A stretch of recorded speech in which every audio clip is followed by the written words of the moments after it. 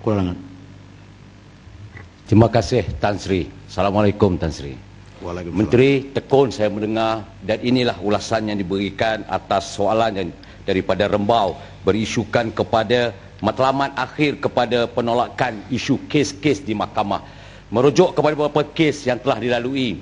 Sebagai contohnya bila merujuk kepada Menteri di bawah Seksyen 20.3 bila difailkan di bawah Seksyen 20 unfair dismissal di bawah Akta Perusahaan 1967, Menteri kebanyakan isu itu telah pun menolak. Sebagai contoh, Royal Selangor Golf Club berlawan dengan Club Employees Union walaupun dia melanggar Seksyen 17 dan Seksyen 32, namun Menteri tolak juga dan terpaksa diheret di Mahkamah Tinggi yang memerlukan belanja yang terlalu banyak. Isunya sekarang ialah tidak boleh bersandar penuh kepada domestic inquiry yang dilakukan oleh majikan.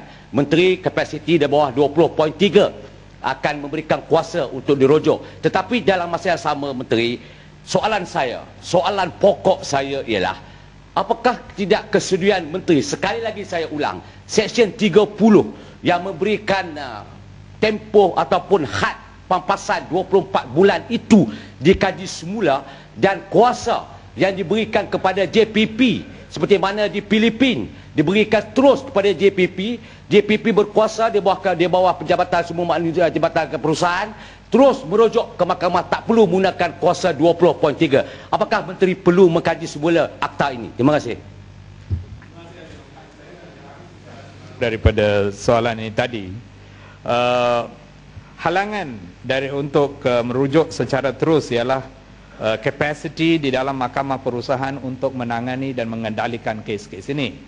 Kalau tiap-tiap tahun kita menerima lebih daripada 4,000 kes yang akan datang ke JPP, kalau kes-kes semua ini dirujuk secara terus dan dengan harapan bahawa mahkamah perusahaan boleh membuat keputusan di dalam satu jangka masa yang pendek. Kalau kes-kes yang dirujuk kepada itu terlampau banyak, kita memerlukan satu mahkamah perusahaan mungkin 2 ke 3 kali ganda lebih besar daripada apa yang tersedia ada, dan bilangan jawatan yang paling banyak lagi untuk memastikan bahawa kita boleh terus, kerana mahkamah perusahaan pada masa itu akan menjalankan tugas sebagai investigator, conciliator dan menjadi punca yang akan membuat keputusan.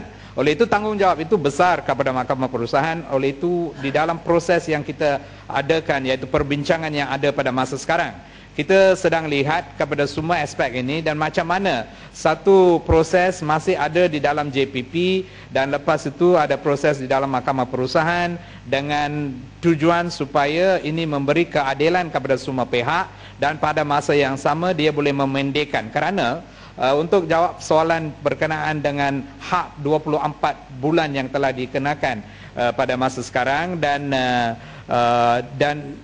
penyelesaian kepada isu ini, yang berhormat sudah bangkitkan isu ini banyak kali di dalam Dewan ini, dan penyelesaian kepada isu inilah untuk memastikan bahawa kes-kes diselesaikan di dalam 24 bulan. Kalau kes-kes boleh diselesaikan di dalam 24 bulan, hak yang telah ditetapkan untuk pampasan 24 bulan ini memang wajar dan memang adil.